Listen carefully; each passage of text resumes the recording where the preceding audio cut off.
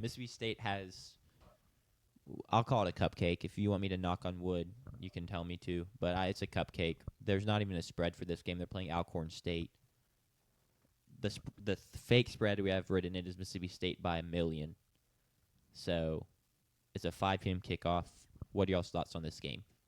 Is there like any really big thoughts to have, or just like I mean, I'll get go it ahead and done? say, if you don't know already, Whitson's out for the season. Undisclosed injury. He was limping. That's all I can tell you. His right leg was hurting, and he was limping. He only limped off the field on his own power. So I don't know what happened there to knock him out for the season, but My guess would be ACL, That's kind of the that's a very assumption. potential. but that's just a guess. That's nothing confirmed. And then Blake Steen, who got hurt at the end of the first half against USM and did not play the rest of that game and did not play last week, is also out for the season.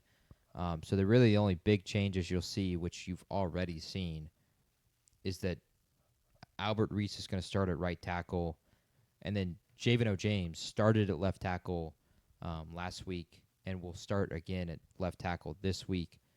He was a guy who didn't even travel with the team to Southern Miss, but then got the start last week and played well. Albert Reese was co-offensive lineman of the week in the SEC. And then the other change you'll see is that without Whitson, it's going to be just a bunch of guys just cycling through at the defensive end position.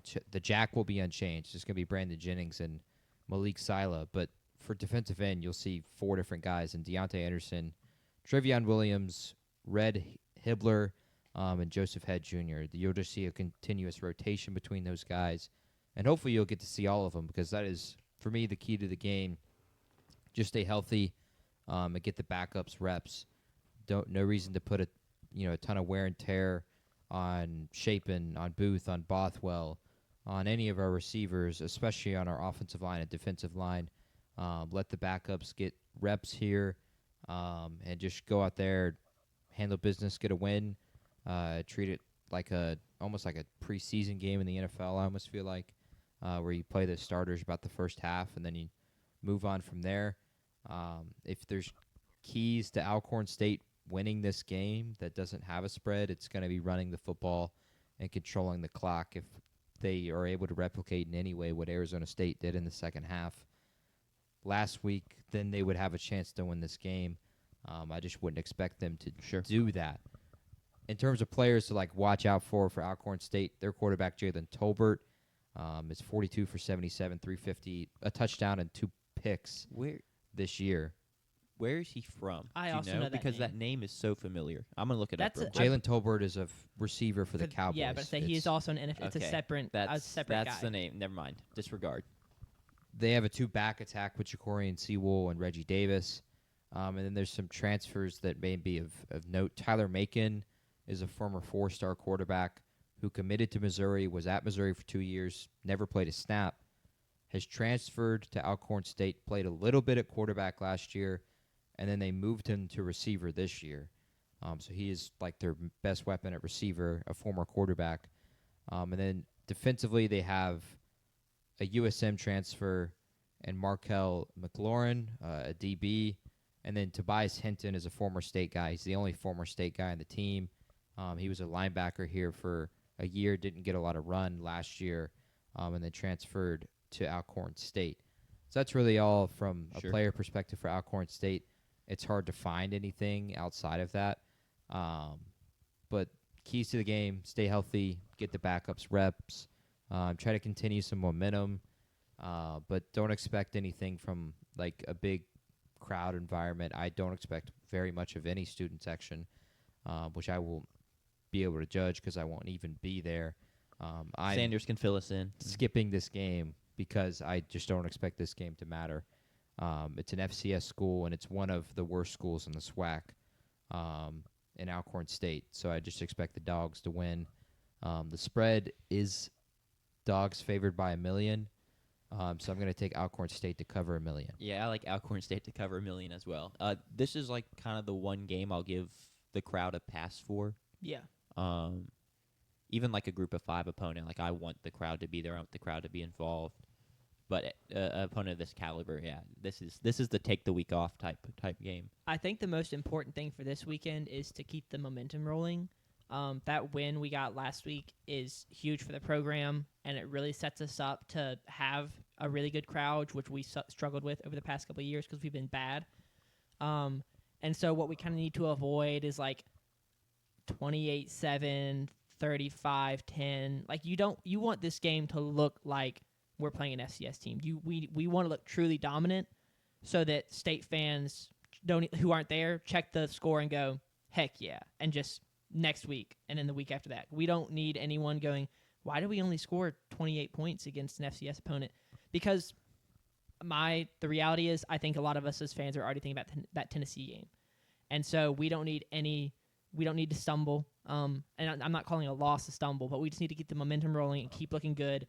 Keep the fans excited so that when that Tennessee game comes around, the fans feel like we have a chance. The team feels like we have a chance, because that's how we're going to put 60,000 people, 50,000 cowbells in the stadium and give ourselves the best chance of winning. Yeah, agreed. To answer your question, Tucker, Timothy Lewis, I mean, you just keep him. Like, he would just play depth at the backup left tackle.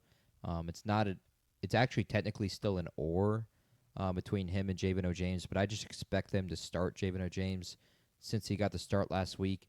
It sounded like from Levy that for me personally, my opinion, it sounded like Levy was starting him because he had like earned it at practice, if that makes sense. So this is something that can happen on a high school basketball team where like one guy just like plays harder during practice that week and coach starts him that game. That's kind of how it felt with the way he was talking about Javen O'James. It didn't sound like he was saying that he was just playing, outstandingly better than Jimothy Lewis. He didn't travel to USM because they just didn't want to take him because he wasn't playing good enough at that point. It's quite the turnaround. It wasn't a health issue or anything. So it sounded like he just had a really good week of practice and earned the starting role against Arizona State. And with the way he played, I just don't see a reason to not start him again this week. But Jimothy Lewis is still technically an or on the depth chart, so it's up in the air. That's so. Calling it a high school thing, that's very like you just don't really hear that at the college level. That's so strange. I'm glad he played well, because if he didn't play well, hearing all that would be big cause for concern for that position, because you just don't hear that. That's like my junior year of high school soccer. Goalie coach pulls me aside and basically like, we're going to start this senior this week because exactly what he said. He tried hard in practice and we want to keep him engaged. And I remember seeing the whole time being like, all right, but like I'm better. I am the starter. So like why am I not playing? I don't know. It's just weird stuff. Sven, I'll say about the run game. The run game was not great last week, but I was kind of pleased with the offense last week. The run game left some to be desired, but I think that was in part due. We had almost 300 yards passing and 3 touchdowns passing. So I think that was in part taking what Arizona State gave us and working through the air, and the run game just wasn't there, so why force it? I think the hope – I just realized the camera is very crooked. I hate that. I feel like it's – sorry, I'll look at that later. You're welcome to go fix it if you want. I'll go fix it in a second. The hope is that, creating that air game, the passing game that's very effective, creates more opportunities on the ground that just I don't think were there last week. Well, for me, the short passing game wasn't really effective last week, and that's an extension of the running game. But you're never going to run the ball well when you're just sitting there in shotgun. It's just clap, hand the ball off to the running back. That's never going to be a powerful, dynamic running game. What can happen is if you are able to spread the field with the short passing game, and with college football, with the ability to spread the formation so wide because of the hash marks being so wide, you are able to spread the linebackers out. And all of a sudden you have one Mike, 4 rushers, that's 5 blockers on 5, and then that's where that kind of running game can progress. If you've ever played the video game, that when you're playing college football and you're playing against Tennessee is like a comparison. Like if you're playing against that Tennessee offense, they spread the formation so wide with the receivers lined up on both sidelines that the run game is actually really hard to stop at times if it's just a simple handoff. if the short passing game gets going, I think that can help that. But we have never, in these 4 years with this kind of offense, if you just take out the Kevin Barbay year, the run game has never been dynamic because everything's from shotgun. It's just a simple handoff. There's nothing complex to it. There's no quarterback power. There's no running back power. There's rarely ever a split handoff. There's rarely ever counters ran out of that formation. It's simply just inside zone for the most part. So you can never expect the running game to be dynamic. All you need from the running game is just, can you get 3 to 4 yards of carry? Can you get it 2nd and 6? And now we feel like we got 3 plays to get 6 yards. If we can gain 5 and 2, we'll go for it on 4th and 1 with how aggressive it seems that Jeff Levy's going to be this year. So that's really all you're looking for is 3 yards of carry, which we have talked about a ton on this show, just talking about games that 3 yards of carry is bad.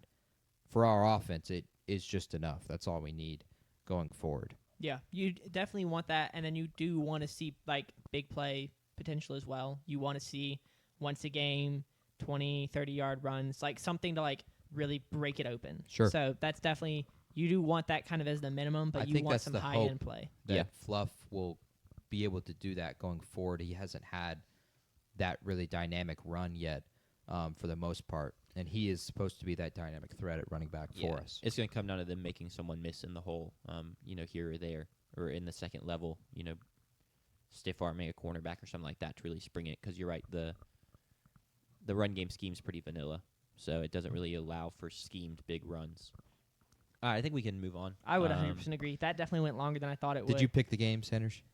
Uh, Do you think Alcorn will cover 1 million? I do think Alcorn State will cover 1 million. I'm going to pick State to win. We can put that in our Yeah, our spread picks we there. can,